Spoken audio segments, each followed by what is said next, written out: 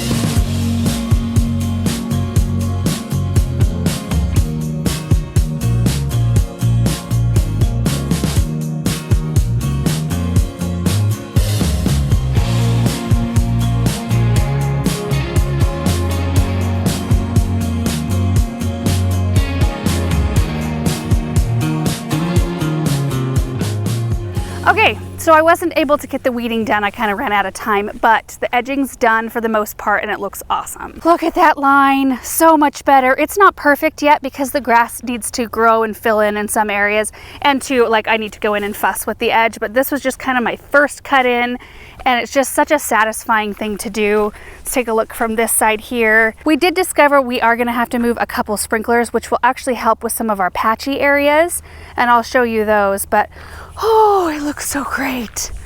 And the goal in the end too is to have a brick border. So we are going to be putting the brick border around this lawn this fall, and then we'll just slowly work on putting the brick border around everything else. So eventually we'll have a nice kind of clean, tidy edge here, so it won't be kind of weird with the gravel, and it makes it to where gravel won't get kicked into the grass quite as bad. So anyway, super happy with it though. And while I was working on it, Clint came and dropped off a couple loads of compost here and here, so we can start spreading that. We can get all of this powdery dirt covered. It's gonna look so good. Let me show you a couple of areas. In most spots, the sprinklers lined up perfectly with the edge, but you can see where we need to reseed. When Aaron spread the seed, I don't know if you guys remember, it was quite a breezy day. It was breezy this way, and you can really tell that this side is a lot more patchy than that side. But that's an easy fix. We'll just get some grass seed thrown down. But this little area is the worst, it looks like. But you can see the sprinkler is right here. It's okay if they're slightly in. You can see that the water did run, and it is getting this area moist enough. We just need to get some new seed down. I had to move one of the sedum I planted. It was like right here. You can kind of see where the little divot is. It's because that soil is not firm enough yet to kind of hold its edge. So I moved that back so we could have our line. We are going to have to move at least one sprinkler. This is the only one that was just like way off.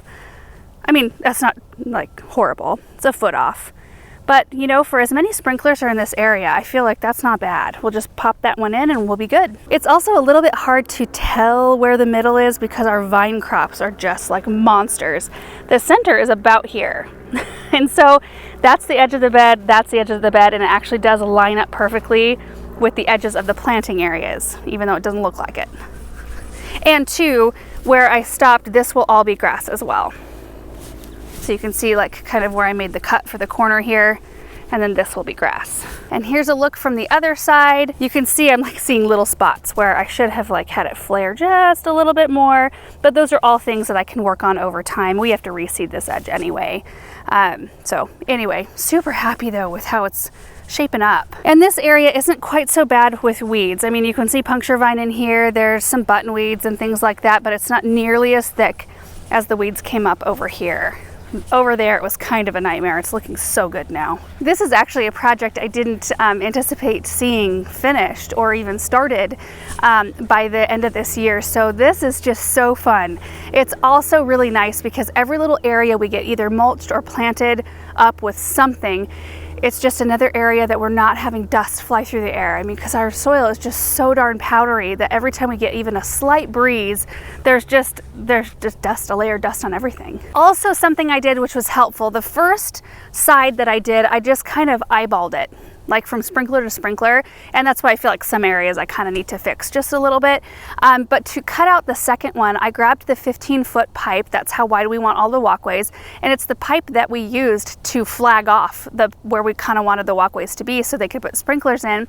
So I just grabbed that and lined it up with the side that I already cut, and then that's where I made my cut on the other side. So I know moving forward, or moving down, as I was moving down the line, I knew that it was 15 feet and that I wasn't getting off width-wise. So that's really nice. Like, yeah, I can really fuss with the edges and make it look really perfection, but at least I know the width is right on. And so that's kind of nice. That way we can get the sprinklers adjusted, and we know we most likely won't have to adjust again. So the next step is to get all of that compost laid down here, over here. I think we're going to do wood chips around the berry beds because it'll be a better contrast than dark compost and dark colored, stained wood there. And it's just such a pleasure, you guys, just to walk down this pathway to this beautiful garden space that has just provided so much.